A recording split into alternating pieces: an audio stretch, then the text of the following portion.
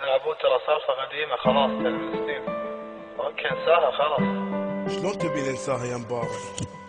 انت شوف الدفتر هذا، شوف الذكريات، شوف هذه الصفحة. انا خليت انسان. شوف الصور، والله انا خليته. شو اسوي بالاوراق؟ قول لي شو اسوي؟ خلاص عبد الله شكرا. وحشيك.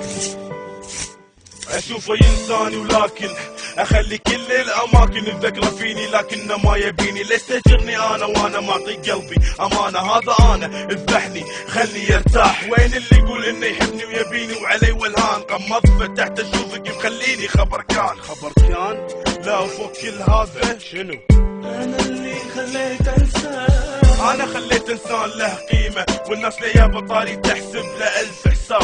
ما تبيني انا ما بيك، شبي فيك بس هذا صدقني مجرد عتاب، عشان تعرف انك ناكر العشره. انا كنت شاك انك بتنكر كل اللي مني اياك. لا تحزن يا عبد الله خله، بس بعرف هو مقتنع انه عني يتخلى.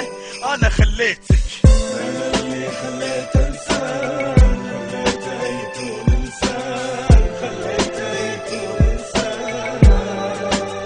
ونكرني حساسه الوقت اللي ضاع،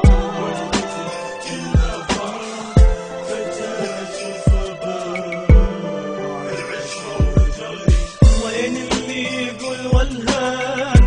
كلامك اللبان كذب ناسي العشرة خلى قلبي تعبان. ناس ايامنا الحلوة لكن لله الشكوى. لكن لله الشكوى.